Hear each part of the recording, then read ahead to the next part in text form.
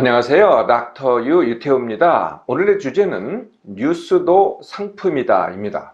우리가 알고 있는 이제 전통적인 뉴스가 있습니다. 네, TV, 신문, 그리고 요새는 이제 그게 또 인터넷으로 제공되기도 하죠. 여기서는 이제 뉴스라고 합니다.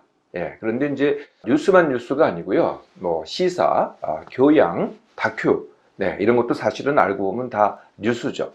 이러한 전통적인 뉴스는요, 그 만드는 사람이 기자, PD, 그리고 이제 이 사람들을 아우르는 편집국, 그리고 합쳐서 언론사. 그래서 합쳐서 이제 언론사라고 하죠. 근데 요새는요, 이렇게 언론사만 뉴스를 만드는 게 아니고요, 거의 이제 모든 사람이 뉴스를 만드는데요, 주로 인터넷을 통해서 제공을 합니다.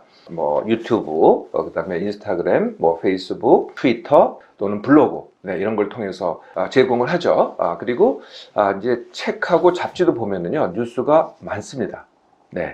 그래서 이제는 꼭 기자뿐만이 아니라 기자나 PD뿐만이 아니라 누구나 뉴스를 생산합니다.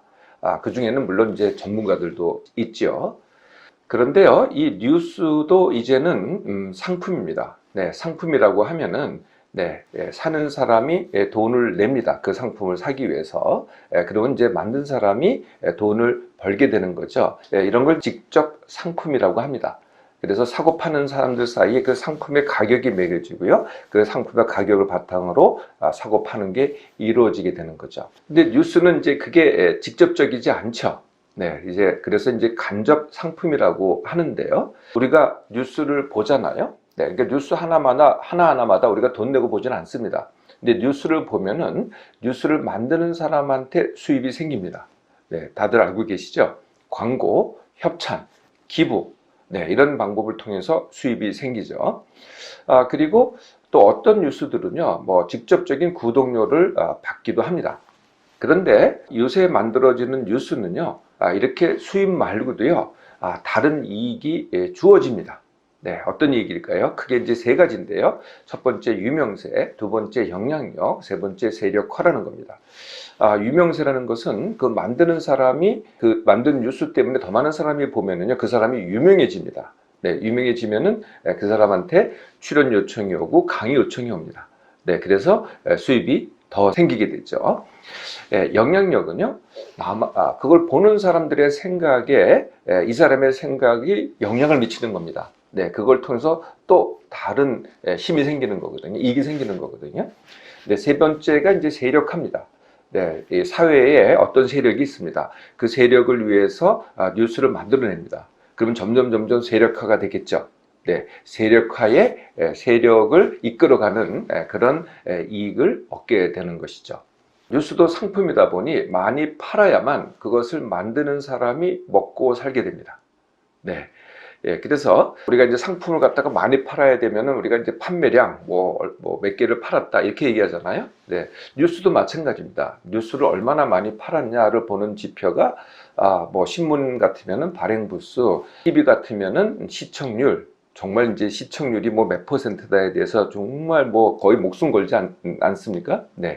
그리고 이제 인터넷 같으면은 뭐 구독자 수, 조회수 이런 수치로 나타나게 되죠. 그런데 이 뉴스를 만들어내는 사람이요, 뭐 굉장히 이제 폭발적으로 증가를 하고 있는 겁니다.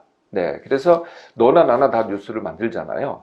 그런데 소비자는 일정합니다. 소비자는 이제 국민 아니겠어요? 국민 전체인데 이 뉴스를 만드는 사람이 폭발적으로 증가를 하는 겁니다. 그러다 보니까 뉴스의 양도 폭발적으로 증가를 하죠. 그래서 지금은 뭐 거의 모든 상품이 다 과잉 생산, 그러니까 경쟁이 과다하게 되죠. 뉴스도 마찬가지입니다. 굉장히 많은 뉴스가 생산되다 보니까 과대 경쟁이 일어나는 겁니다. 과대 경쟁이 일어나는데 나는 많이 팔아야 되니까 어떤 문제가 생기겠어요? 뉴스의 사실 본질은요, 사실성, 공정성, 그리고 사회적 책임입니다. 이런 것들이 훼손되는 일들이 정말 비일비재하게 일어나는 것이죠. 그래서 뉴스의 판매량을 늘리는 방법, 뭐 대표적인 방법이 불안을 야기하는 방법, 그리고 자극을 유발하는 방법, 그리고 예능화. 요새는요, 거의 모든 게 예능화되고 있습니다. 그러니까 재미를 갖다가 계속 넣는 거죠.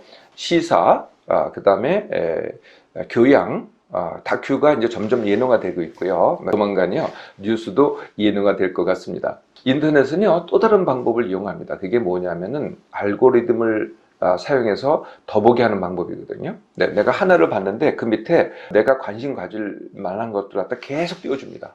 그래서 자꾸 누르게 하죠. 또 보게 만듭니다. 이게 이제 AI로만 이제 가능한 빅데이터를 분석해서 AI를 통해서 자꾸 나한테 맞는 것 갖다 제공을 하는 겁니다.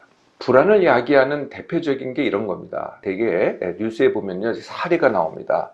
사례를 갖다가 아주 끔찍한 사례 또는 안타까운 사례, 불행한 사례, 하여튼 보면은요, 불안이 야기될 수밖에 없어요. 그래서 이 사례를 가지고 꼭 일반화를 합니다. 이게 어떻게 뭐 직접적으로 또는 간접적으로 이게 당신도 이해할 수 없다, 당신에게도 닥칠 수 있는 일이다, 이런 걸 암시하거나 아니면은 직접적으로 표현을 하죠.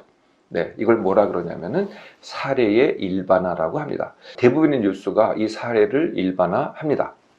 자, 이런 뉴스 공급 과잉의 시대입니다. 어떻게 해야 될까요? 그래서 우리가 이제 물건을 살 때 이게 나한테 필요한가를 갖다가 판단해서 사잖아요. 똑같이 뉴스도 이제는 내게 필요한 뉴스를 갖다가 선택을 해야 됩니다. 일단 모든 뉴스를 갖다가 다 보지 않겠다고 해야 선택할 수 있겠죠. 우리가 이제 과거에는 뭐 TV 뉴스를 갖다 처음부터 끝까지 다 봤습니다. 8시 뉴스, 9시 뉴스. 그러니까 시작하면 끝까지 다 보죠. 또 신문도요, 오면은요, 굉장히 페이지가 많습니다. 그러면 처음부터 끝까지 다 봅니다. 그리고 요새는요, 알게 모르게 다 보게 하는 방법이 있습니다. 그게 뭐냐면은 인터넷으로 뉴스 알림이 옵니다. 그럼 자꾸 알림이 오거든요. 그럼 또 다 보게 됩니다. 이제는 이제 이렇게 다 보면 안 되겠죠. 그래서 먼저 해야 될 게요, 내가 어떤 분야에 관심이 있나를 갖다가 선택을 해야 됩니다. 아마 대부분의 분들은요, 정치, 경제, 그리고 사회, 문화, 과학, 뭐 예능, 스포츠, 이런 게 관심 분야가 아닐까요? 그러면은 이게 내 관심 분야다라고 먼저 선택을 하라는 거죠. 두 번째는요, 관심 분야를 선택한 다음에 두 번째는 이제 그것만 보는 겁니다. 그런 다음에 이게 과연 뉴스는 이제 사실성이 중요하니, 사실성, 공정성, 이게 중요하니 사실인지 아닌지를 확인해 봐야 되겠죠. 이걸 확인하는 방법, 우리가 이제 사실인지 아닌지는 내가 먼저 알기를 시작해야 되잖아요. 그런데 내가 안다, 모른다. 내가 사실 안다 그러면은 내가 이만큼 안다는 겁니다. 이만큼 안다는 것은 사실 그만큼 모른다는 얘기가 되거든요. 그래서 그냥 안다, 모른다 하면은 됩니다. 근데 우리는 내가 아는 걸 가지고 내가 맞다고 합니다. 또는 또 그걸 본 다른 사람은 자기가 또 다른 걸 봤으니 그걸 틀리다고 합니다. 그래서 맞다, 틀리다, 옳다 그러다 보다는 내가 이만큼 안다, 그러면 되는 거거든요. 그래서 이거를 저는 이제 장님 코끼리 만지기로 늘 비유를 합니다. 장님이 뭐 한 6, 7분이 있습니다. 그래서 각각이 이제 코끼리의 부분을 만집니다. 어떤 분은 뭐 귀를 만지고, 어떤 분은 꼬리를 만지고, 어떤 분은 다리를 만지고, 어떤 분은 상하를 만지고, 이렇게 다른 부분을 만져서 이게 코끼리다라고 각각이 주장을 하는 것이죠. 저도 항상 제가 장님이라고 생각을 합니다. 제가 아는 것은 그만큼이고 내가 부분을 알고 있다라고 하는 거죠. 그래서 그래도 내가 코끼리 전체를 알려면은 몇 가지 방법을 통해서 보면은 코끼리를 전체 알기가 그래도 근접해 갈 수 있습니다. 첫 번째가 서로 다른 방향에 있는 언론사를 2개 이상 선택하라는 거죠. 저도 과거엔 그랬습니다. 소위 말하는 보수 언론을 주로 봤다가 이제는요, 보수 언론, 그 다음에 진보 언론, 이렇게 꼭 2개 이상을 같이 봅니다. 그래야 같은 문제 가지고 다르게 보기 때문에 편향되지 않고 좀 더 사실에 근접하게 될 수가 있겠죠. 두 번째 방법은요, 내용을 보기 전에 그것을 누가 만들었나 이걸 먼저 확인을 합니다. 그게 어떤 언론사다라든지 어떤 사람이다, 이걸 먼저 보고 선택을 한다는 거죠. 많은 경우에는요, 제목을 보고 선택을 합니다. 누가 썼느냐, 누가 만들었냐는 별로 중요시하지 않는다는 거죠. 그러면은 내가 한쪽으로 쏠리게 됩니다. 누가 썼느냐를, 이게 훨씬 더 중요한 거라는 거죠.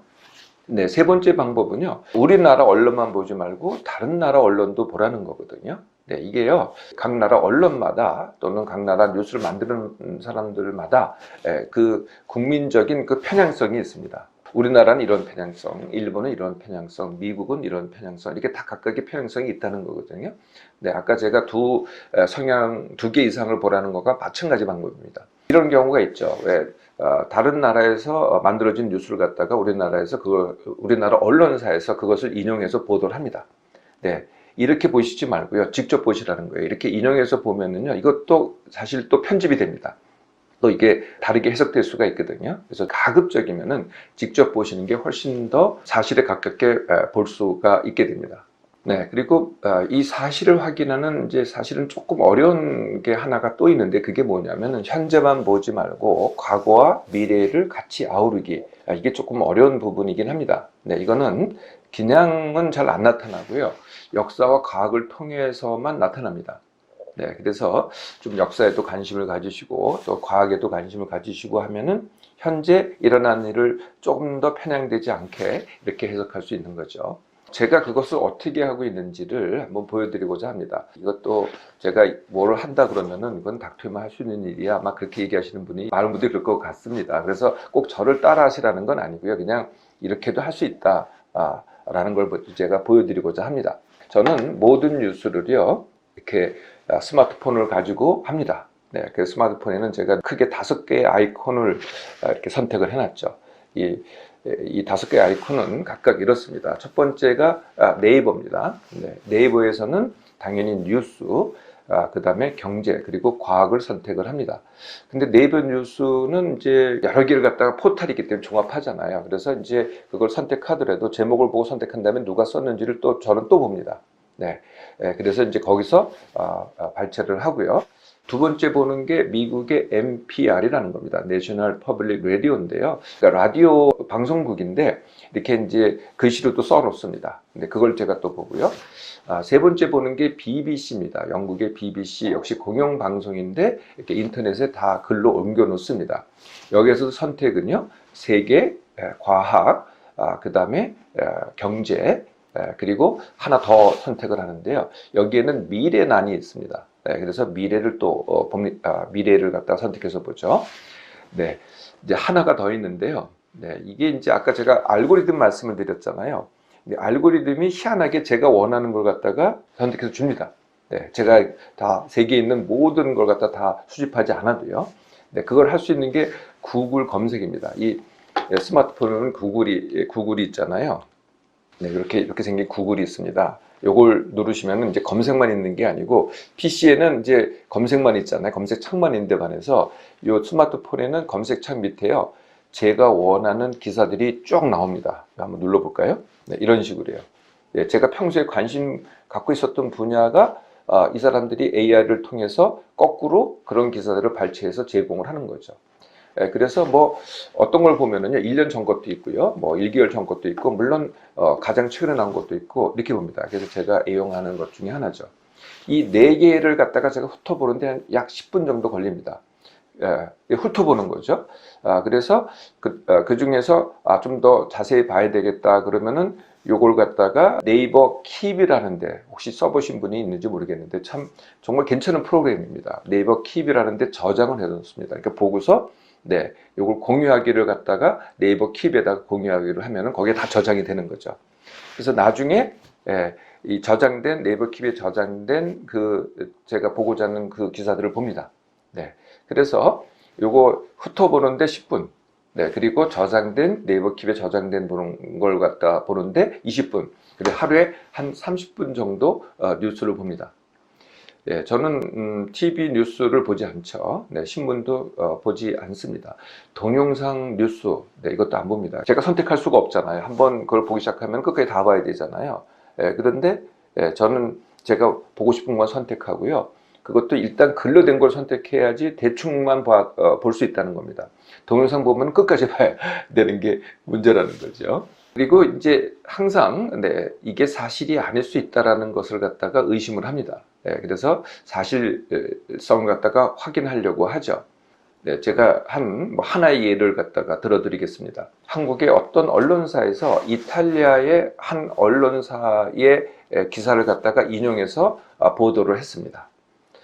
거기 그 내용은요, 그 로마의 교황이 계시잖아요, 바티칸에. 교황이 뭐 이러이러한 말을 했다라고 이탈리아 신문에 나는데, 그걸 갖다가 우리나라 언론이 보도를 한 겁니다. 근데 제가 알고 있는 교황은 그런 말을 하실 것 같지가 않은 거죠. 저런 말 하실 것 것 같지 않은데, 그래서 제가 어떻게 했냐면요, 그 이탈리아 신문을 갖다가 인터넷 찾아봤습니다. 그 기사가 나오더라고요. 근데 제가 이탈리아 말은 모르잖아요. 근데 요새 정말 기가 막힌 게 인터넷에는 전부 다 번역을 해줍니다. 그래서 번역을 했습니다. 네, 한글로요. 네, 그래서 확인해 보니까 아니나 다를까 뭐 그 말을 하시지 않았어요. 다른 뉘앙스의 말을 갖다가 그렇게 해석해서 한 거죠. 이런 경우가 아까 제가 한국 언론이 이제 외국을 인용할 때 이게 다 사실 그대로 인용하지 않는다는 거거든요. 네, 그래서 한 번 정도는, 몇 번 정도는 자꾸 직접적으로 찾아보실 필요가 있습니다. 네, 지금의 뉴스는요, 사실이라기보다는 상품에 더 가깝습니다. 이렇게 쏟아지는 뉴스에서 사실을 얻으려면요, 뭐 우리가 보통 이렇게 얘기하죠. 야, TV에 나왔다, 아니면은 인터넷에 떴다. 네, 이렇게만 하지 마시고요. 네, 저게 사실인지를 그렇게만 하지 마시고요. 내가 먼저 나한테 필요한 것인지를 선택하고요. 그것이 사실인지 아닌지를 항상 확인을 해야 합니다.